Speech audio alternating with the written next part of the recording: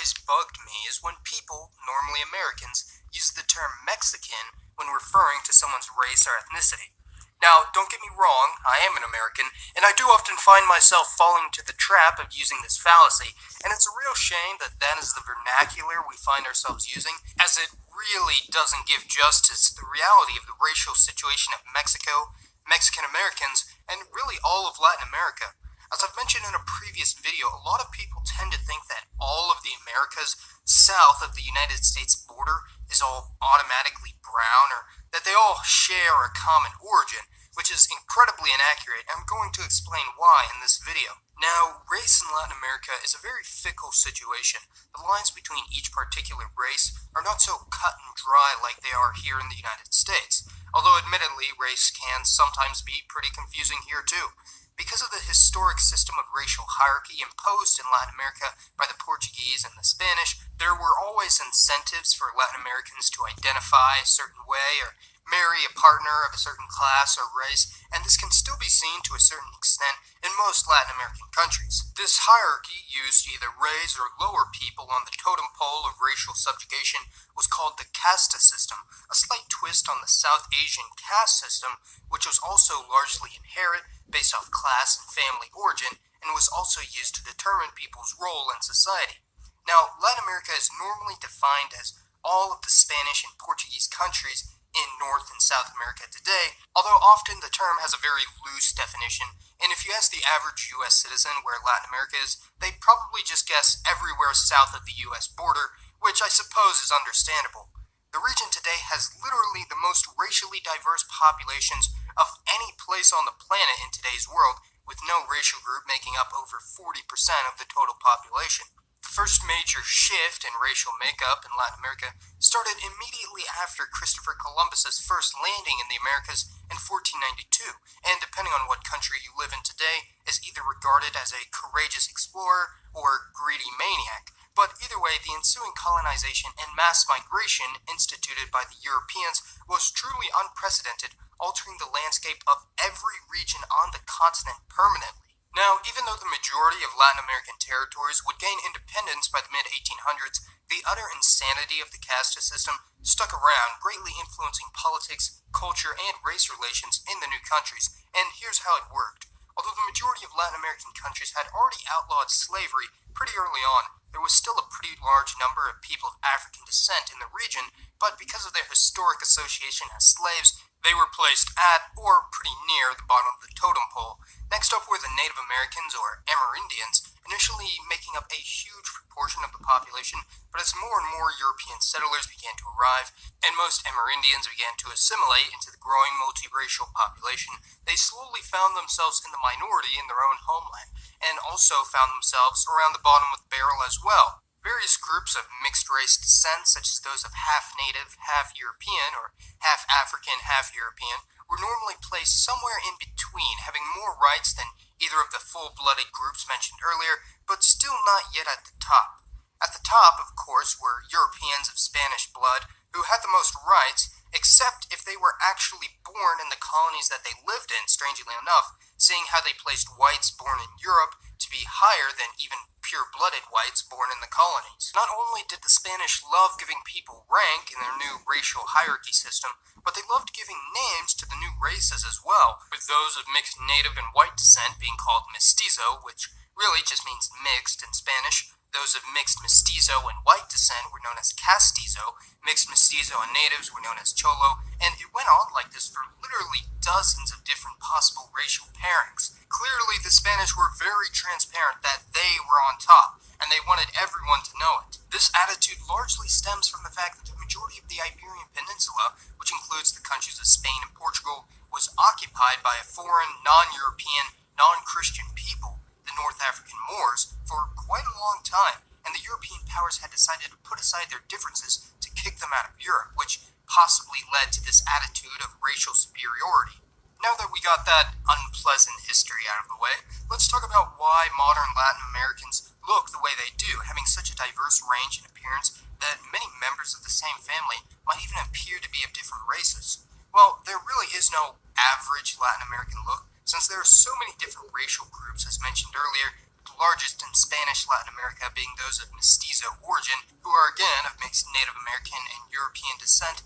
followed by Europeans, Amerindians, and Africans, although these different categories are rather fluid and it's very difficult to pinpoint people into these groups for a variety of reasons. Although on paper a mestizo is someone of 50% European and 50% Native American DNA, it very rarely comes out like this in reality because of intermixing over the generations, and as such, someone who identifies as mestizo may be anywhere from 40 to 60% European and 40 to 60% Native, with studies in Mexico and Chile finding that those mestizos of lower economic standing have on average a higher percentage of Native DNA, while those who are richer have on average higher European DNA. It gets even more confusing when you factor in racial admixture from other areas of the planet, such as the huge number of those of Middle Eastern and North African descent in the region, and not many people know this, but Latin America has by far the highest number of people of Middle Eastern ancestry outside of the Middle East itself.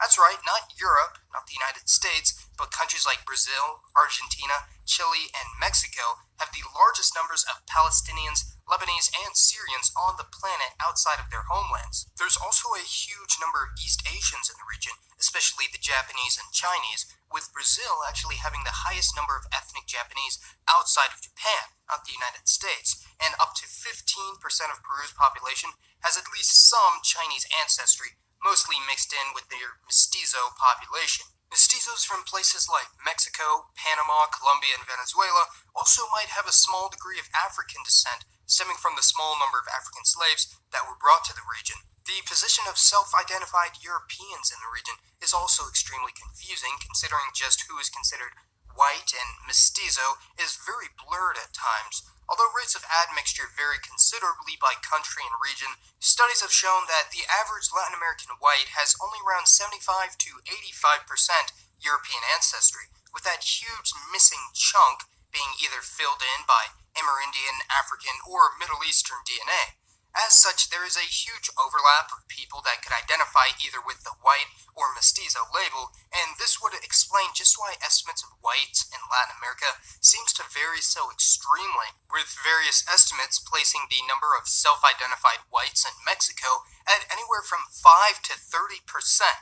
Yeah, very useful. There are, of course, a very large number of people of full-blooded European descent, mostly in countries in the southern cone of South America, that received a monstrous number of European immigrants, such as Brazil, Uruguay, Argentina, and Chile. Groups like Middle Easterners, Jews, and Romani may or may not self-identify as European, depending on what country they live in. The situation reaches a crescendo of perplexion when the massive waves of immigrants from Latin America reach the United States, which has had a much more strict and limited definition of white, while having a much more relaxed standard for those identifying as racial minorities. For instance, those of half-black, half-white descent identify solely as African American in the U.S. Census approximately 40% of the time, while those of half-white, half-Native American descent identify solely as Native American almost 70% of the time. For this reason, U.S. Census officials were pretty baffled with these groups of people with racial mixtures they had never seen before in large numbers,